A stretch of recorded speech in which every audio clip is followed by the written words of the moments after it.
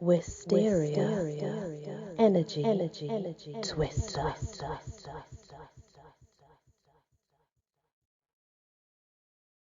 Hello everyone, welcome back to the Legends of Britany.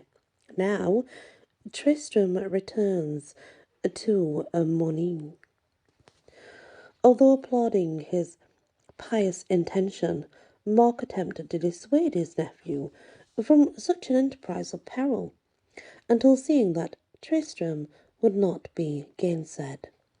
The king conferred upon him the honour of knighthood, and furnished him with 1,000 men-at-arms. Thus equipped, Tristram set sail for Monnie, and safely arrived in the kingdom. He garrisoned Rohan's castle with his Cornish forces. He had no intention of remaining inactive, however, and once his men were cared for, he was then repaired to the court of the usurper, Duke Morgan, accompanied by 15 knights, each bearing a boar's head as a gift. But Rohan, apprehending rashness on the part of his foster son, took the precaution of following with the Cornish men-at-arms and his own vassals. When Tristram arrived, the Duke was at the feast board, and he demanded Tristram's name and business. Tristram boldly declared himself, and at the end of an angry parley, the Duke struck him a sore blow. A moment later, swords were flashing, and it might have gone ill with Tristram had it not been for Rohan with his men, who come up in the nick of time. In the end, Duke Morgan was slain, and his followers routed.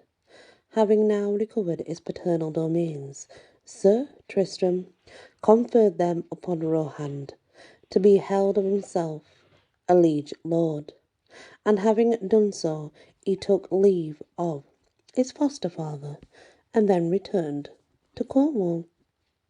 On arriving at the palace of Mark, Tristram found the court in dismay, because of a demand for tribute made by the King of England, Moraunt. The Irish ambassador to England was charged with the duty of claiming the tribute, which was no less than £300 of gold, as many of coined silver, and many of tin, and a levy every 4th year of 300 Cornish children.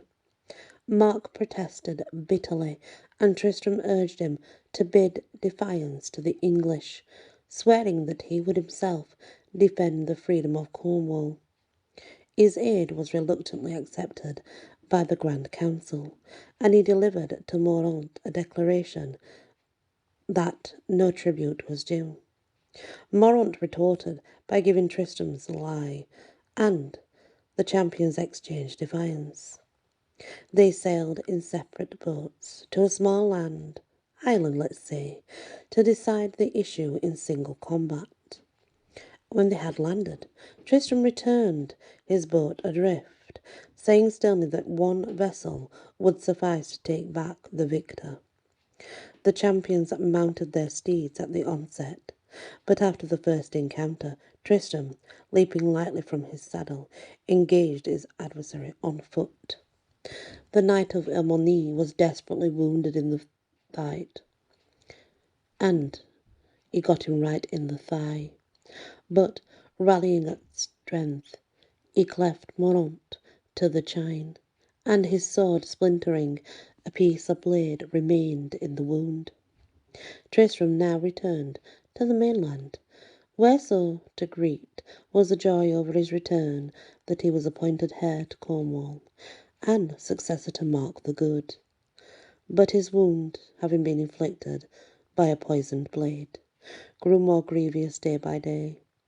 No leech might cure it, and the evil odour arising from the gangrene drove everyone from his presence, save his faithful servitor, Gouvernail.